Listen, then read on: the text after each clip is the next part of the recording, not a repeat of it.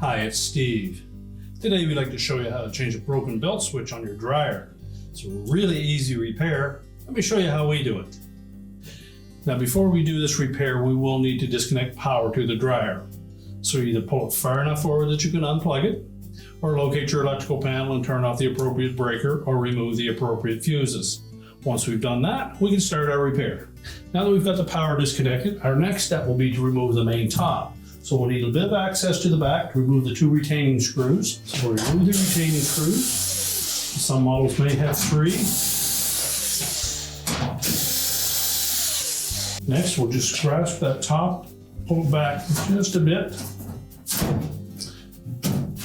until it disengages from the front, and we can lift it off and set it aside. Now, if the model you're working on has this type of a shroud around the door, we'll need to remove it first. So at the very top, where it would have met the main top, we're just going to lift up and release the plastic tabs. And then you may wish to take a thin blade putty knife and release the rest of the tabs around the perimeter. And we've taken and put a bit of painter's tape on our putty knife so that we don't damage the finish on our front panel, while putting a little bit of pressure on that housing. Just gently release those tabs.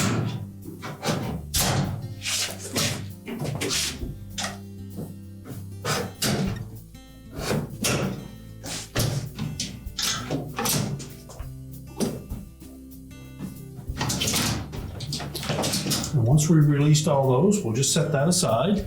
Now next we'll need to disconnect the wire harness between the main control board and the user interface. Depending on your model, there may be either 3 or 4 harnesses to disconnect. Just release the locking tabs for each individual connector.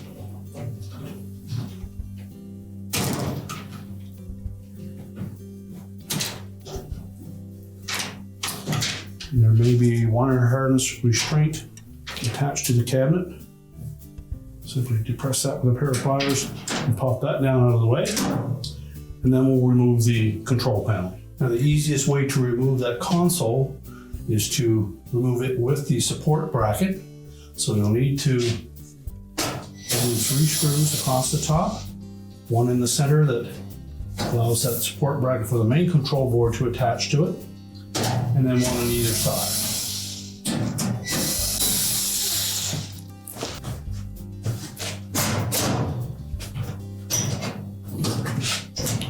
Lift up on both sides until we clear the front panel and slide it away from that bracket, and then we can set that aside. Now next we'll need to disconnect this harness to the door switch. So using a thin flat blade screwdriver, we just stretch the tabs on that connector, both sides, until we can separate it.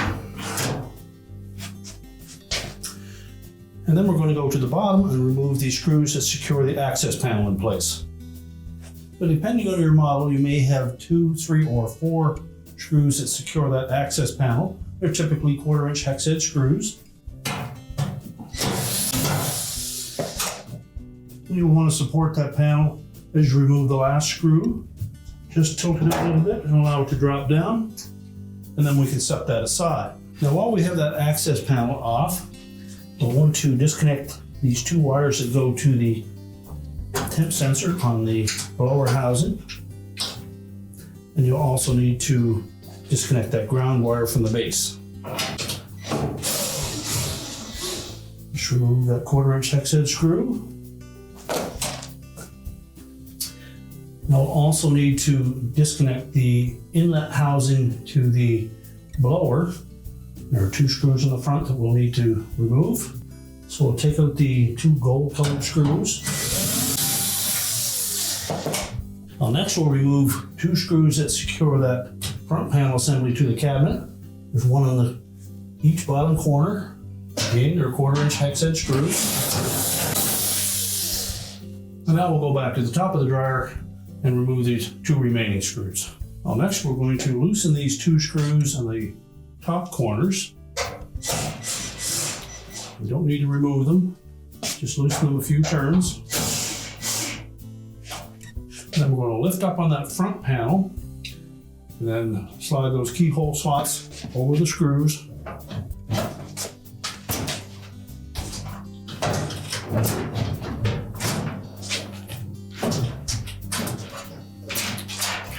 Then we'll take that whole front panel and bulkhead assembly out and we'll set it aside.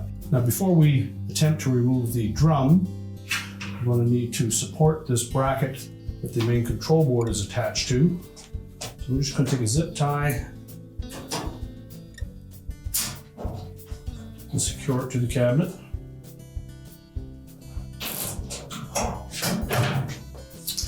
Next, we need to reach in under the drum and release the belt from the idler and motor pulleys. So next, we're going to reach in with our left arm through this opening. We'll locate that belt. Feel down the belt until you locate the idler pulley. And we're going to pull that to the left. With our right hand, we'll come in through the center. As we release the tension on that belt by pulling the idler arm over to the left, we can slip the belt off the idler and the motor. And then we can lift that whole drum over to the front.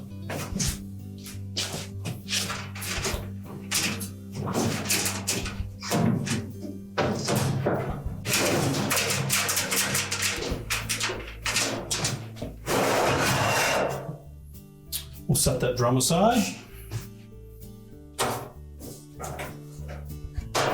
Remove the belt. And now we have access to that switch. Now next we'll need to remove that pivot bolt for the idler bracket.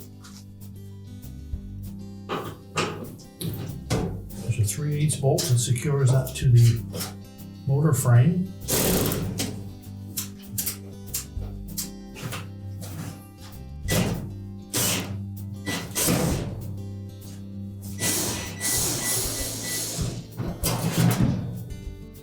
Next, we'll need to release 2 little plastic tabs that secure that switch to the motor mounting bracket.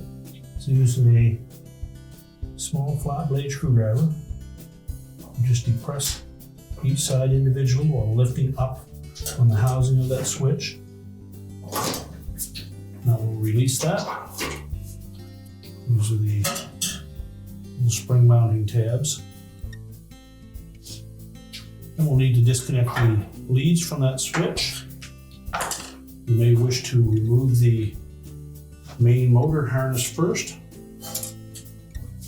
Just release the locking tab, both top and bottom.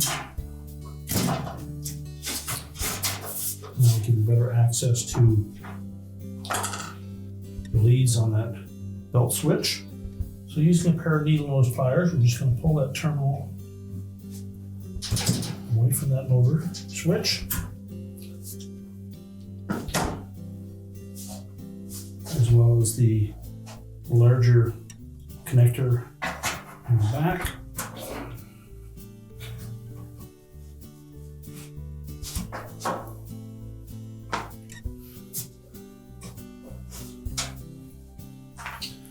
We'll then take our new switch and we'll immediately reconnect those wires in the proper locations.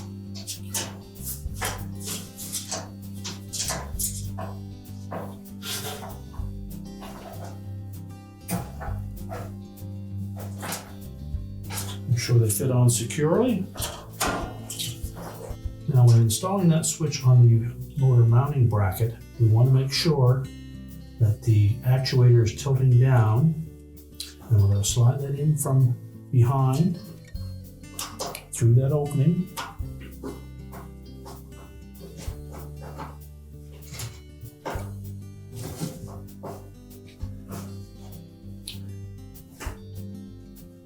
Make sure the plastic bracket lines up in that groove in the metal opening. Press it down so that both sides engage the locking tabs. and verify that there's no interference with the actuator on the switch. And now we can reinstall the idler bracket. Now first we'll install the spring. We'll take the large hook end and attach it through the opening in the motor mount.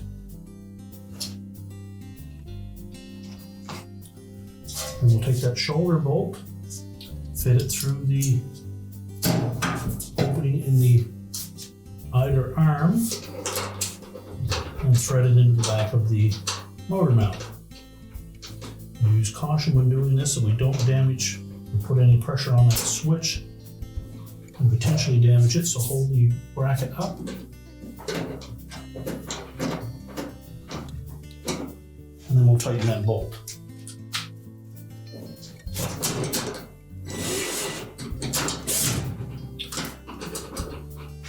Make sure that idler arm pivots freely and we don't have it binding on the shoulder of that bolt. And then we need to reconnect the spring to the slotted opening just below the idler wheel itself. So just grasp the end of that idler spring with your needle nose pliers and fit it into that triangular opening on the idler bracket. Make sure it still pivots freely.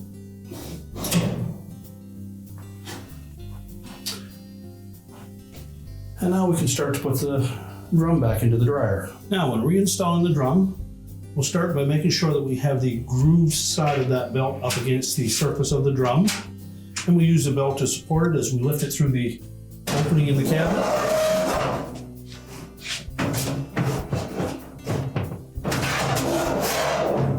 Then we'll want to make sure that we position it on the rear drum rollers.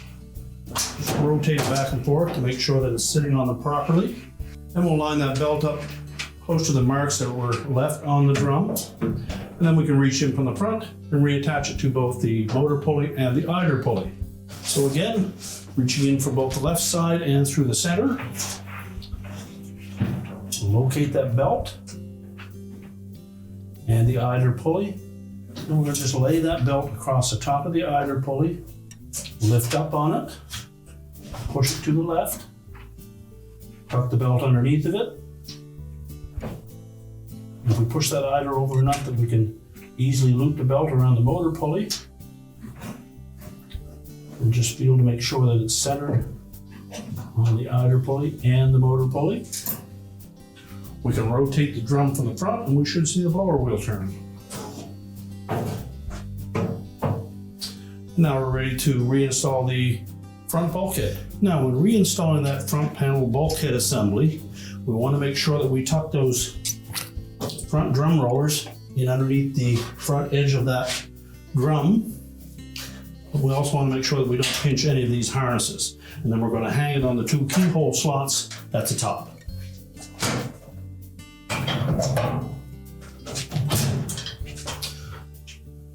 So you may need to open the door enough that we can lift up on the drum. Now we're safely hanging on those two top screws. Again, we'll lift up and then try to tuck the bottom in so that those drum rollers fit underneath that drum. Just feel in there, make sure that that felt is not folded over. We can close that door up. And then we'll put the two bottom screws in on that front panel.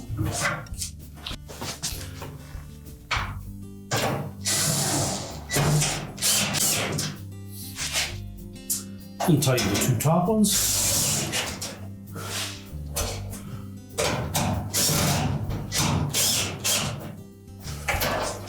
And then we'll secure that blower housing. Now if the bottom edge of that blower housing popped outside of the base frame, you can either remove those screws and try to lift it up into place, or we find you can typically just pry it up with a flat blade screwdriver, just so that it's inside the lip of that cabinet, and then we'll secure it with the 2 gold colored screws.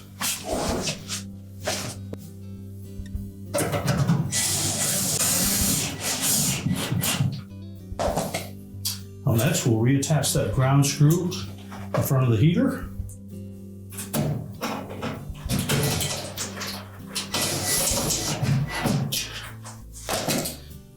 And reattach the 2 wires to that thermistor on the blower housing.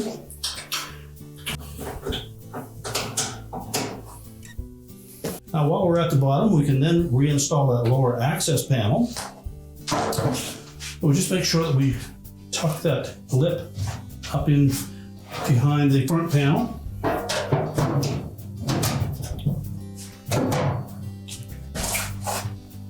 You find it easier if you secure the 2 outside edges first.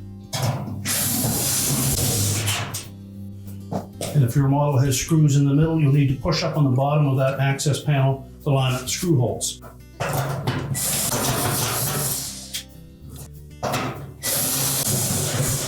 Now we're ready to put the control panel back in place. Now when we install this housing, we want to make sure that these 2 locating pins fit into the rectangular slots on the top of that front panel. And on the metal bracket, you'll note that there is a raised portion on either side, and that's going to straddle that lip on the cabinet. So we'll line that up from the top.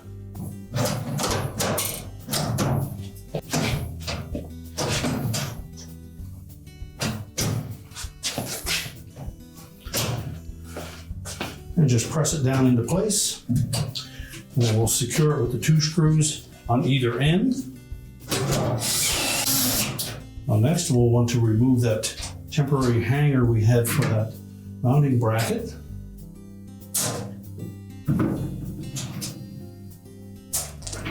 We're also going to remove the screw at the back. And we'll fit the tab in the front into place. Reinstall the screw at the back and the one at the front. We're ready to reconnect our wire harnesses. Make sure we get the connector for the door switch. We'll only go on one direction. Simply press the 2 halves together, make sure the locking tabs engage, and then the harness connections for the control board. Again, make sure they're pressed firmly into place.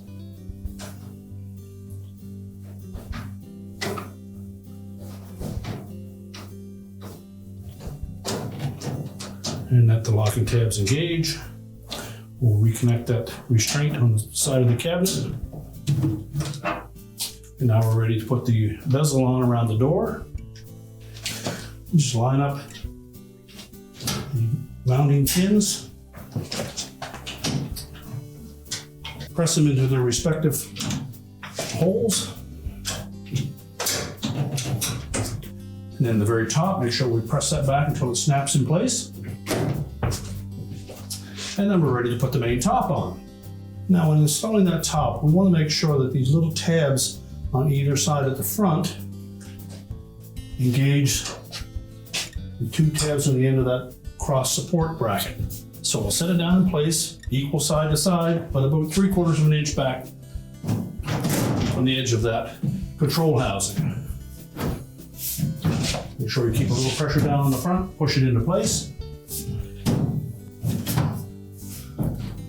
Make sure it's locked into place on the front, and then we'll install the screws on the back.